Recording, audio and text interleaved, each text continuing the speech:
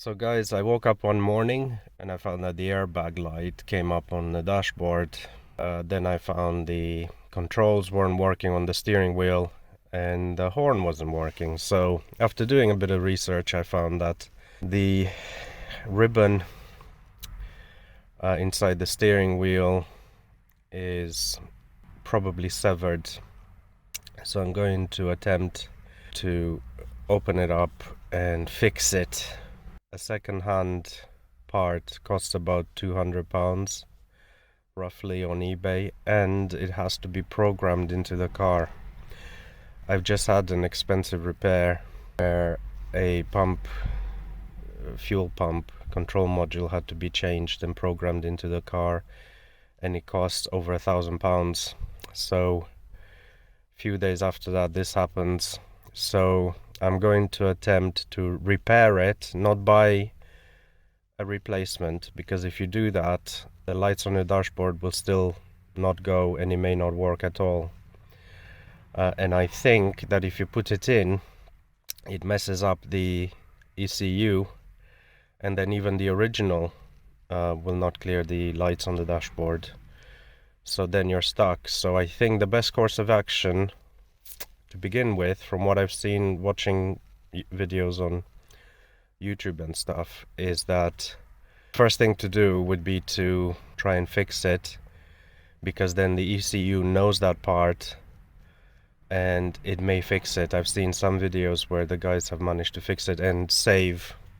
My estimate is if I go to a specialist Volkswagen dealer, it'll be anywhere between 600 and 800 pounds, probably 400 for the part, and then the programming, whatever they charge for that, and the labor.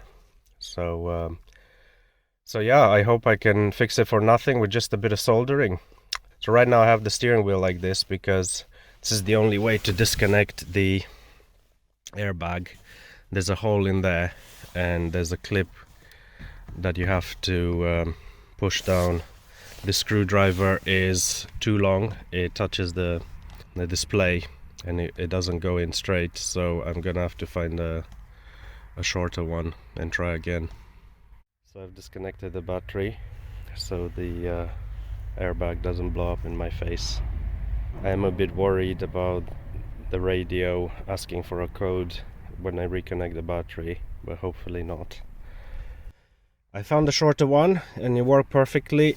It's right up against the top of the hole, and all you have to do is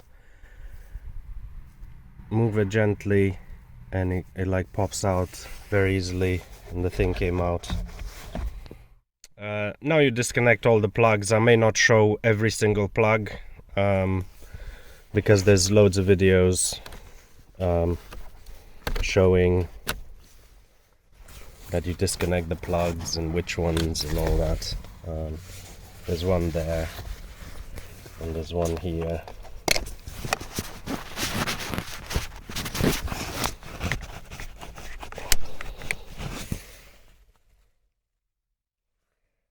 Which maybe you shouldn't pull on. I think it's supposed to split. So I was right about this. I was waiting for this to arrive in the post. It's a M12 spline socket. It went right in, but you need an extension. Nut came off very easily. Has a normal thread. There are marks there and there where the steering wheel aligns, so make sure you put it back the same way, and now it should come out, which it is. So yeah, 3 screws, and the one underneath, that one, they're all T25 torque screws, and they just easily came down. This is the part number I'm gonna need. Yours may be different, so don't go by that. But we'll try and repair it. So I got this top part out. It's a bit of a pain to get out. You have to insert the screwdriver from the top and catch a corner and slowly ease it out. I did these two first and then this one, and it popped out in the end. And the pins inside that plug just slide out. And then this one's not difficult at all. You just pop it around the sides, and that's the inside. And as you can see, my ribbon is an absolute mess.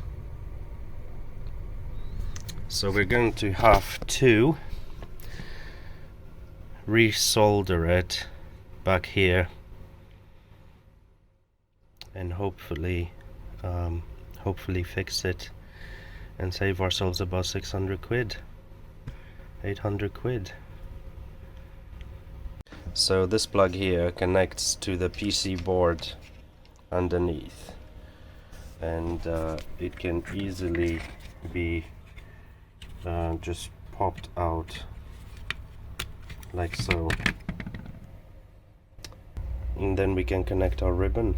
Make sure you do it in the right way, so when it's connected, those pins are pointing down and the other one's up. That's the correct way to do it. So I soldered it. It's really not pretty.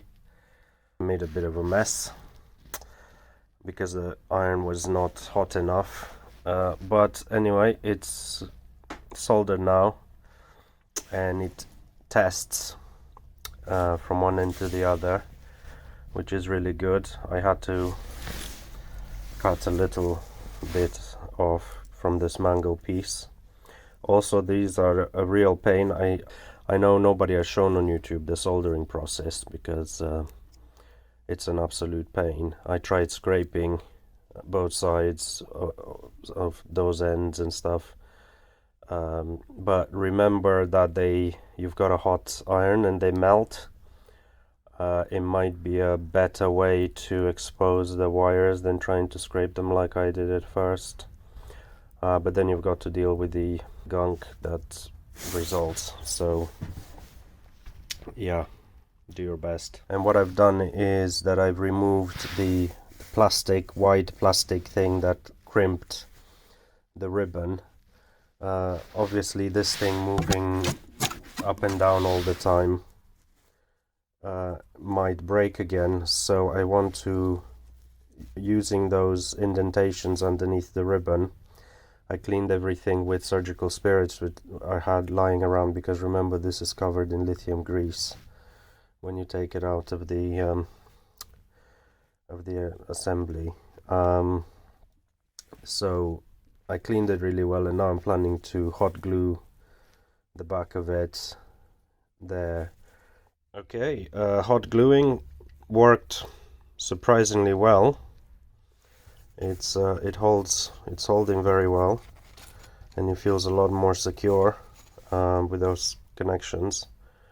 So I'm going to put it back on. So guys, these silicon spacers that move around in this assembly were all mangled up in there since the ribbon broke and that, so I didn't know how it was initially. So I had to go and watch a video and remember. But the inside only moves so many turns, so you have to get it all the way to the left, and then tighten this ribbon. You can coil it in, put the bracket in there, make sure this ribbon is tight and entering nicely. I'm pretty happy with that. It seems to be doing its job. So what we do is go back to 0, which is there, and then go 2 turns, and that should put it back in the middle. 1, 2, and that's it. And now we can assemble it. You see the pins are down there, and the cover will be exactly on 0 like before. So we'll do that, put it in the car, and we hope it works. So I put everything back together, and this is the moment of truth. See what happens.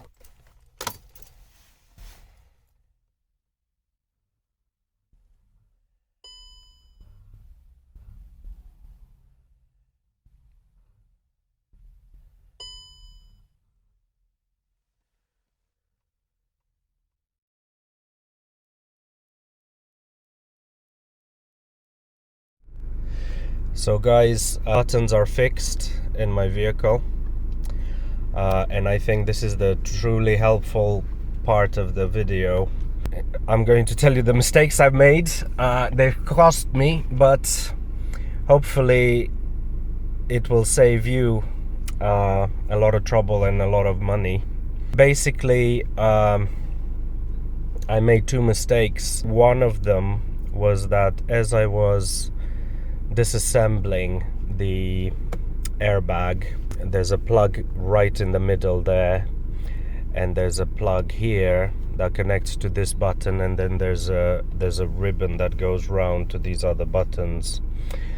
As I was removing this, it's not very obvious how it joins. It kind of just looks like a black solid plug, and I pulled on it in different ways, and as I pulled on it, it pulled out a tiny connector that's inside the plug behind a plastic cover with tiny screws, about 6 tiny screws that holds this together.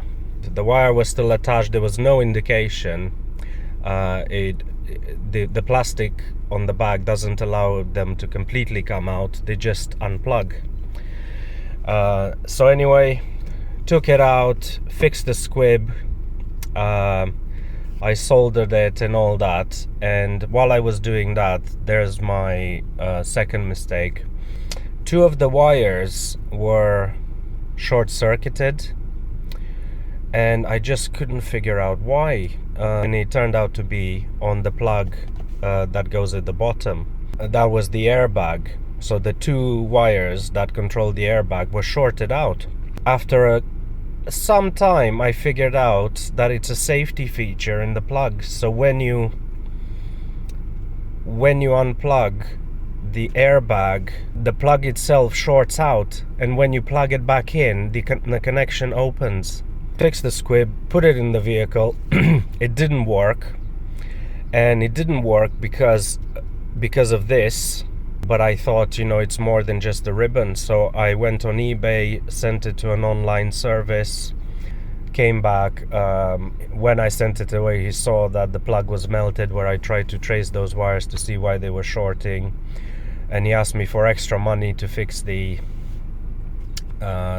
plug, which initially the listing, it was saying that we replaced with brand new Volkswagen parts and blah blah blah, and it turned out they wanted to use the old parts and solder and stuff, so that wasn't great. I got it back and I put it in, and it, of course, is still not working. So then I contact the guy and all that, and he says, oh, you need buttons. To me, it didn't make sense. Why? Because the buttons on the steering wheel were working perfectly and all this. He just wouldn't tell me why. If they are really electronics people, they should know why. But anyway, they wouldn't tell me. They just said spend 70-80 quid and buy new buttons.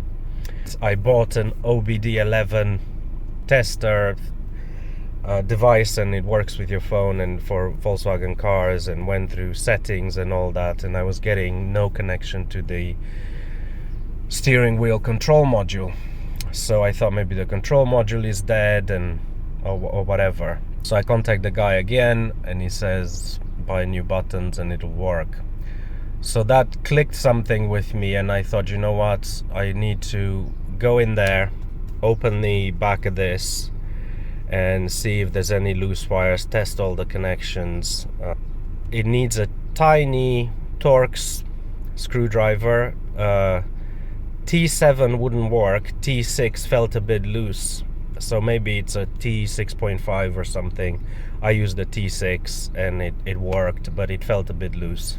So I opened the plug, and of course I found the black wires that connect to the harness weren't even attached at all, and so I connected everything back together, put the buttons on, and it's working perfectly just like before. So it's cost me £100 because I unplugged those wires by mistake and I sent the module away to be refurbished. Fair enough, it got refurbished with hopefully better ribbon and better plastics inside, and it got done properly. But that's £100 I could have avoided, and because I melted the plug to find out why it was shorting, they charged me like another £40 or something. So all in all, I could have avoided £150 and done the fix myself if I had thought of that at the time. So I hope that this video is going to help you and save you money, and it seems like if you reconnect the ribbon in the squib and you put it back in, it should work. It should reset everything and the car should work fine. So yeah, it was an expensive learning experience, but I hope it's gonna help some of you.